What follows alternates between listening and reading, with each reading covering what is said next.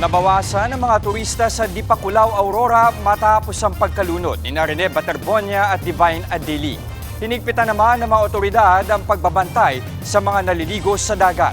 Nasa frontline ng balitang yan, Simon Gualvez. Muling binalikan ng mga pulis ang lugar kung saan nalunod ang dalawang Ateneo basketball players na sina Rene Baterbonia at Divine Adeli sa Barangay Lipit, Dipakulaw, Aurora. Mahigit 100 metrong layo nito mula sa mismong resort kung saan nag-check-in ang team para sa kanilang team building activity. Tumanggi nang magbigay ng panayam ang mga pulis, lalo't patuloy pa rin ang investigasyon ng CIDG Central Office sa insidente. Sa ngayon, pansamantala munang ipinasara ang resort matapos ang trahedya. Panahon din daw ito para maiayos at makasunod ang naturang resort sa ilang nakitang paglabag ng Dipakulaw LGU. Sabi sa investigasyon, kinakapunan, naglakad daw ang mga players ng nasa 300 metrong layo mula sa resort bago nila ginawa yung kanilang mga water activities at exercises. Makikitang malawak itong buhanginan at mapapansing malayo rin ito sa mga tao o walang gaanong nagsusibing dito masyado. Kwento ng ilang residente, hindi raw ito ang unang beses na may nalunod na turista sa lugar. Ang isang araw, driver pa ng artistang nag-check-in sa kaparehong resort matapos ang COVID-19 pandemic. Lasing po yun eh. Tapos, Tapos naligo po. Tapos hindi na nila nakuha.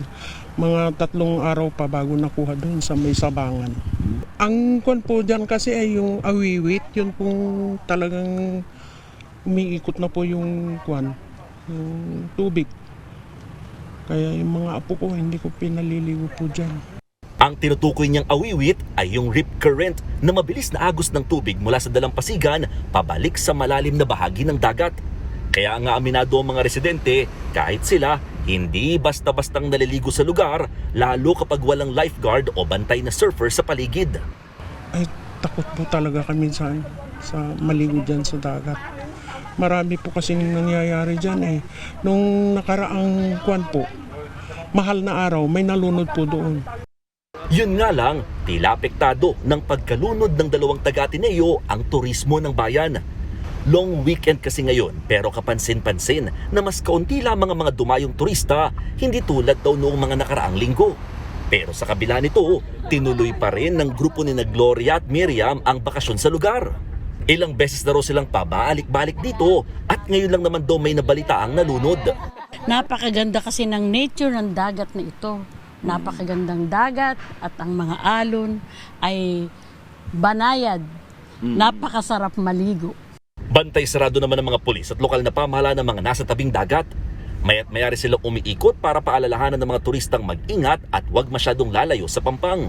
Bagamat tikom na muna ang bibig sa media ng lokal na pamahalaan at mga pulis dito sa Dipakulaw, nauna na nilang iginiit na hindi sila nagkulang ng paalala sa lahat ng mga turista o bumibisita sa lugar ng iba yung pag-iingat dahil sa nararanasan nga ritong rip current. Hiling nila matapos na ang investigasyon at hindi madamay ng tuluyan ang turismo ng bayan. Nagbabalita mula sa frontline, Mon Gualvez, News 5. Mga kapatid, Jess De Los Santos po ang inyong kasangga sa paghahatid ng balita para sa may alam at may pakialam. Para sa tuloy-tuloy na makabuluhang balitaan, mag-follow at mag-subscribe na sa social media pages ng News 5.